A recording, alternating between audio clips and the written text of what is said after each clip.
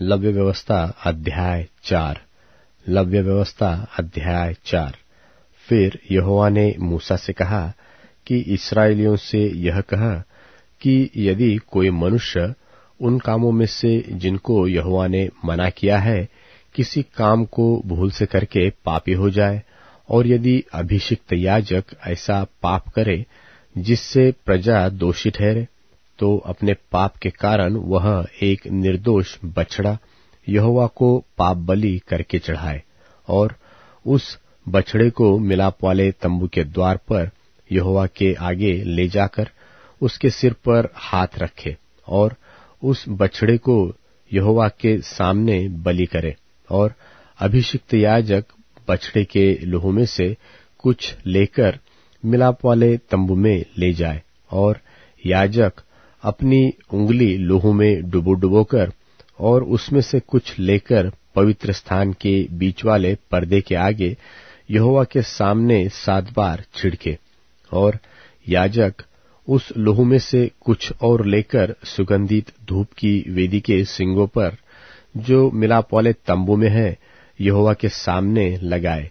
फिर बछड़े के सब लहू को वेदी के पाए पर जो मिलाप वाले तंबू के द्वार पर है उंडेल दे।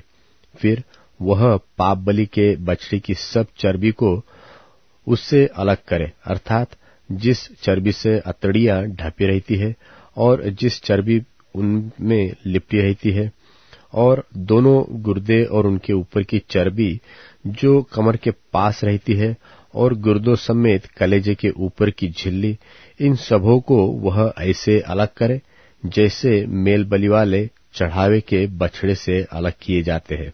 और याजक इनको होम बलि की वेदी पर जलाए, और उस बछड़े की खाल, पांव, सिर, अतड़िया, गोबर और सारा मांस निदान समूचा बछड़ा छावनी से बाहर शुद्ध स्थान में जहां राख डाली जाएगी ले जाकर लकड़ी पर रखकर आग से जलाए। जहां राख डाली जाती है वह वहीं जलाया जाए।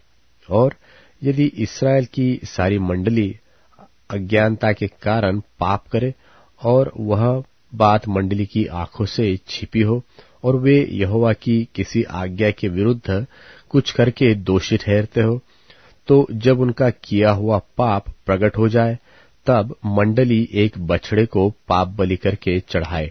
वह उसे मिलाप वाले तंबू के आगे ले जाए, और मंडली के वृद्ध लोग अपने अपने हाथों को यहोवा के आगे बछड़े के सिर पर रखे, और वह बछड़ा यहोवा के सामने बलि किया जाए। और अभिषिक्त याजक बछड़े के लहू में से कुछ मिलाप वाले तंबू में ले जाए, और याजक अपनी उंगली लहू में डुबोकर उसे बीच वाले पर्दे के आगे 7 बार यहोवा के सामने छिड़के, और उसी लहू में से वेदी के सींगों पर जो यहोवा के आगे मिलाप वाले तंबू में है लगाए। और बचा हुआ सब लहू होमबलि की वेदी के पाए पर जो मिलाप वाले तंबू के द्वार पर है उंडेल दे। और वह बछड़े की कुल चर्बी निकालकर वेदी पर जलाए, और जैसे पाप बलि के बछड़े से किया था वैसे ही इससे भी करे। इस भांति याजक इस्राएलियों के लिए प्रायश्चित्त करे, तब उनका वह पाप क्षमा किया जाएगा। और वह बछड़े को छावनी से बाहर ले जाकर उसी भांति जलाए जैसे पहले बछड़े को जलाया था। वह तो मंडली के निमित्त पाप बलि ठहरेगा। जब कोई प्रधान पुरुष पाप करके अर्थात अपने परमेश्वर यहोवा की किसी आज्ञा के विरुद्ध भूल से कुछ करके दोषी हो जाए और उसका पाप उस पर प्रकट हो जाए, तो वह एक निर्दोष बकरा बलिदान करने के लिए ले आए, और बकरे के सिर पर अपना हाथ धरे, और बकरे को उस स्थान पर बलि करे जहां होमबलि पशु यहोवा के आगे बलि किए जाते हैं। यह तो पाप बलि ठहरेगा। और याजक अपनी उंगली से पाप बलि पशु के लहू में से कुछ लेकर होमबलि की वेदी के सींगों पर लगाए, और उसका लहू होमबलि की वेदी के पाए पर उंडेल दे। और वह उसकी कुल चर्बी को मेलबलि की चर्बी की नाई वेदी पर जलाए, और याजक उसके पाप के विषय में प्रायश्चित्त करे, तब वह क्षमा किया जाएगा। और यदि साधारण लोगों में से कोई अज्ञानता से पाप करे, अर्थात कोई ऐसा काम जिसे यहोवा ने मना किया हो करके दोषी हो, और उसका वह पाप उस पर प्रकट हो जाए, तो वह उस पाप के कारण एक निर्दोष बकरी बलिदान के लिए ले आए, और वह अपना हाथ पाप बलि पशु के सिर पर रखे, और होम बलि के स्थान पर पाप बलि पशु का बलिदान करे, और याजक उसके लोहू में से अपनी उंगली से कुछ लेकर होम बलि की वेदी के सिंगों पर लगाए, और उसके सब लोहू को उसी वेदी के पाए पर उंडेल दे, और वह उसकी सब चर्बी को मेल बलि पशु की चर्बी की नाई अलग करे। तब याजक उसको वेदी पर यहोवा के निमित्त सुखदायक सुगंध के लिए जलाए, और इस प्रकार याजक उसके लिए प्रायश्चित्त करे, तब उसे क्षमा मिलेगी। और यदि वह पाप बलि के लिए एक भेड़ी का बच्चा ले आए, तो वह निर्दोष मादा हो, और वह अपना हाथ पाप बलि पशु के सिर पर रखे, और उसको पाप बलि के लिए वही बलिदान करे जहां होम बलि पशु बलिदान किया जाता है।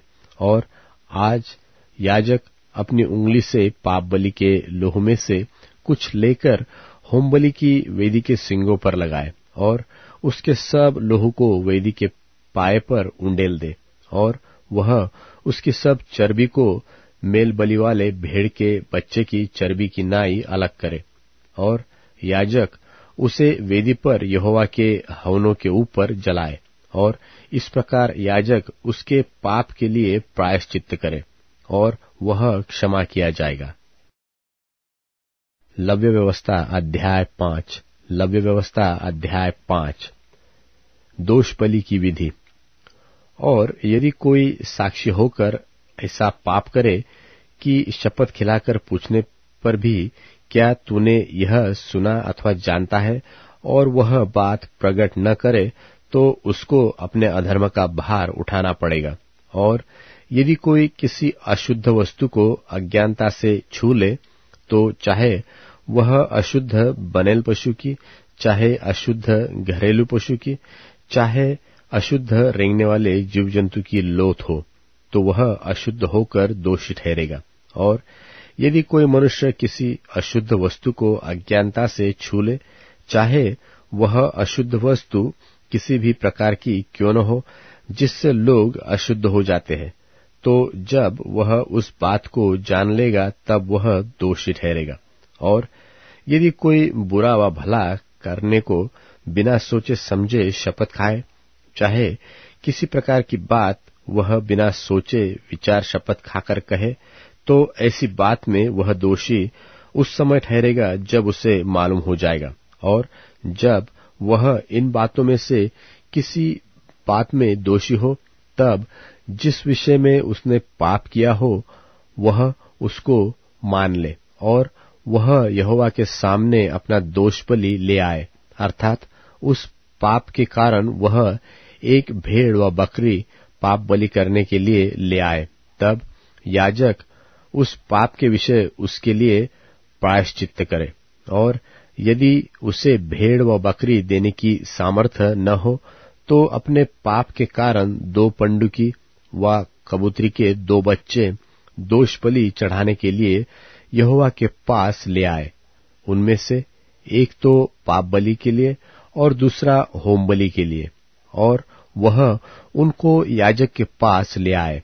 और याजक पाप बलि को पहले चढ़ाए, और उसका सिर गले से मरोड़ डाले, पर अलग न करे। और वह पाप बलि पशु के लोहू में से कुछ वेदी की अलंग पर छिड़के, और जो लोहू शेष रहे वह वेदी के पाए पर गिराया जाए, वह तो पाप बलि ठहरेगा। और दूसरे पक्षी को वह विधि के अनुसार होम बलि करे, और याजक उसके पाप का प्रायश्चित्त करे, और तब वह क्षमा किया जाएगा।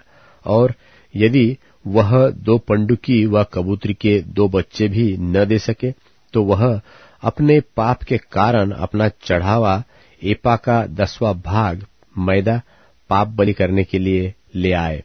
उस पर न तो वह तेल डाले और न लोबान रखे, क्योंकि वह पाप बलि होगा। वह उसको याजक के पास ले जाए और याजक उसमें से अपनी मुट्ठी भर स्मरण दिलाने वाला भाग जानकर वेदी पर यहोवा के हवनों के ऊपर जलाए, वह तो पाप बलि ठहरेगा। और इन बातों में से किसी भी बात के विषय में जो कोई पाप करे अथवा याजक उसका प्रायश्चित्त करे, और तब वह पाप क्षमा किया जाएगा। और इस पाप बलि का शेष अन्न बलि के शेष किनाई याजक का ठहरेगा। फिर यहोवा ने मूसा से कहा, यदि कोई यहोवा की पवित्र की हुई वस्तुओं के विषय में भूल से विश्वासघात करे और पापी ठहरे, तो वह यहोवा के पास एक निर्दोष मेढ़ा दोष बलि के लिए ले आए। उसका दाम पवित्र स्थान के शेकेल के अनुसार उतने ही शेकेल रुपए का हो जितना याजक ठहराए, और जिस पवित्र वस्तु के विषय उसने पाप किया हो उसमें वह 5वां भाग और बढ़ाकर याजक को दे। और याजक दोष बलि का मेढ़ा चढ़ाकर उसके लिए प्रायश्चित्त करे, तब उसका पाप क्षमा किया जाएगा। और यदि कोई ऐसा पाप करे कि उन कामों में से जिन्हें यहोवा ने मना किया है किसी काम को करे, तो चाहे वह उसके अनजाने में हुआ हो, तो भी वह दोषी ठहरेगा और उसको अपने अधर्म का भार उठाना पड़ेगा। इसलिए वह एक निर्दोष मेढ़ा दोष बलि करके याजक के पास ले आए। वह उतने ही दाम का हो जितना याजक ठहराए, और याजक उसके लिए उसकी उस भूल का जो उसने अनजाने में किया प्रायश्चित्त करे, और वह क्षमा किया जाएगा। यह दोष बलि ठहरे, क्योंकि वह मनुष्य निसंदेह यहोवा के सन्मुख दोषी ठहरेगा।